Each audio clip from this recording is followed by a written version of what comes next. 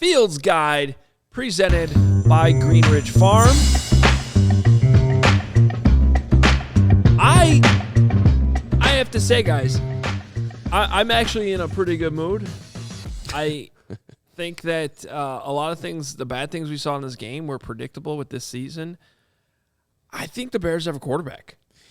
Yeah, I think in this moment in time, let's all hit the like button, hit that subscribe button, and turn notifications on if you believe that to be true. Because I think we should get more likes and subscribes and notifications right now than ever. Because this guy is getting better. It is obvious. You do not need to be a quarterback guru to see it. 17 to 23, 151. Yeah, you would like to have seen a little bit more as far as passing yardage and maybe perhaps even going down the field, but if Velus Jones could catch, it would have looked, he would be over 200. So I'm glad you brought that up because I wanted like as that play happened, I'm like, this is going to hurt Justin Fields like in the national talk this week because they're all going to look at his stats or whatever it is.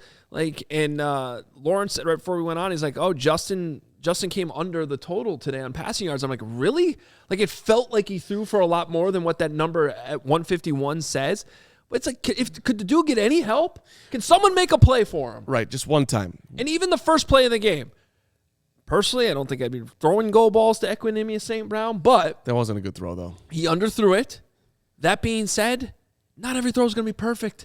Sure. Someone needs to go make a play for him. I mean, you watch the Eagles game and A.J. Brown on his first touchdown. It's an interceptable ball, and A.J. Brown just goes and makes a play. Just somebody make a play. Make a damn play. Well, Justin Fields making plenty of plays. We do not have A.J. Brown yet. So I have a level of confidence in the quarterback right now that I definitely did not have like 4 weeks ago. So let's rewind back along those lines. And let's take out throwing the football for a second. Let's just talk about the fact that he used to trip over random Bears offensive linemen's feet and not really have much feel in the pocket and his escapability. I'm like, how is he not getting away from that? We're not seeing that at all. This dude is out there in space making people miss and picking up huge yardage. You can see that he is getting way more comfortable with what he needs to do to keep plays alive. That's huge. And then late in the game today, he's just relaxed, delivering the football. It's looking a whole lot better. It's super exciting. Yeah, 33 points last week, 29 this week, both on the road, both against good defenses.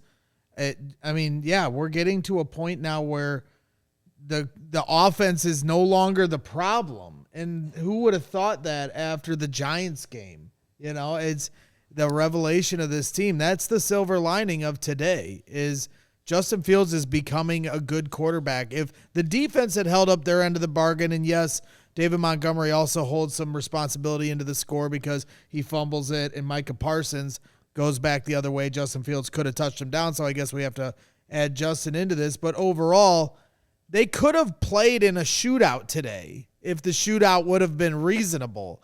No, they're not ready for a 49-point shootout, but they're ready for some, upper 20s, low 30-point shootout games. And, early in the season, this team would have never been capable to hang in a game like that. And now I feel like they are. And that's a huge testament to Justin Fields because this offense still has a big talent deficiency on it, and they're still finding ways to score points. Good stuff from GM Jake Flanagan, by the way. Bears allowed the most points, 49 since 2014, 55 at Green Bay.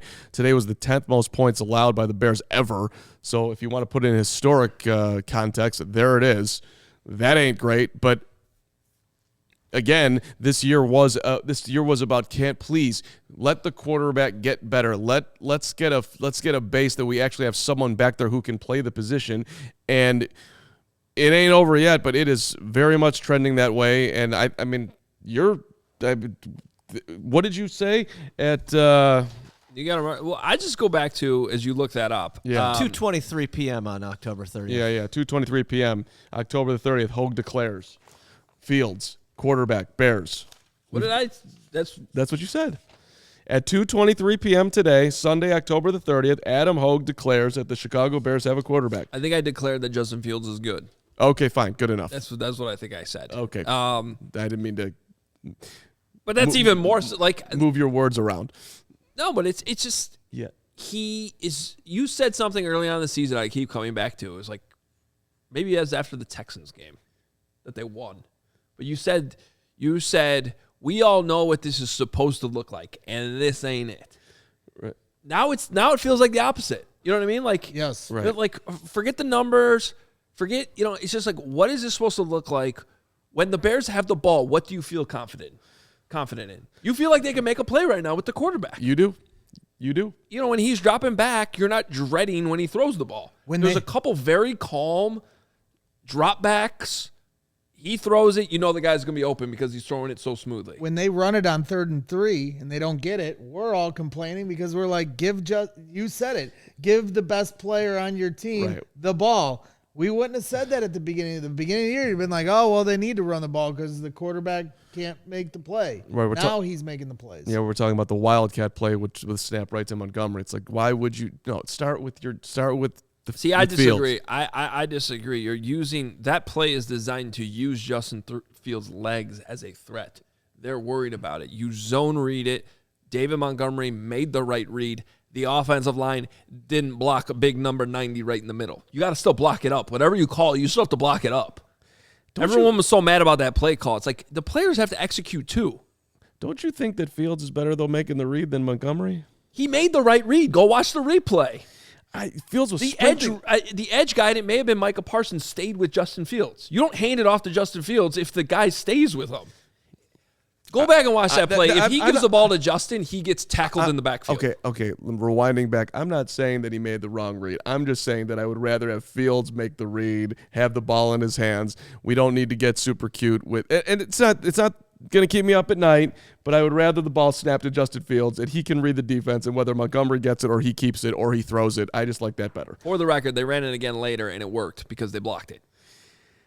Okay, I'm will. If I see success with it, maybe I'll start warming up. Maybe I'm just that guy that I need to see it work. And when I see what that player's like, would you just give the ball to Fields? Come on, man. The dude's doing everything for you. Why do we got to take it away from him? But okay, Getsy, Luke Getsy, you are in this positive Justin Fields guide. You and your quarterback are on the same page. Clicking. Yeah, they're clicking. They've been clicking since the Vikings game. And that's why to me, that's what matters most. The offense is making strides, like legitimate strides. They still don't have a lot of weapons. Right. That's the biggest. They still don't have a great offensive line. And the offense coordinator seems to have a plan. There's going to be a bad call in every game, regardless of what you're coaching. Offense, defense, special teams. You're going to make a bad call throughout the course of a game. There's rhythm. There's a plan in place. And the quarterback is executing the plan as much as he possibly can with the lack of help that he has. The other thing I do want to point out in this Fields guide is Justin Fields' toughness, his ability to move on to the next play, to hang in there when sometimes his team makes a mistake. Velus Jones drops a pass, next play. He almost throws a pick, but it gets called back because of a helmet-to-helmet. Next play, he throws a strike to N'Keal Harry. The defense continues to give up points. He goes out there and continues to drive the ball down the field and score points of his own. Justin Fields, and he's shown this so many different weeks. The Washington game was probably the biggest example of it. He shows so much physical and mental toughness. And I love this. I love that out of him as our quarterback. He's a tough SOB.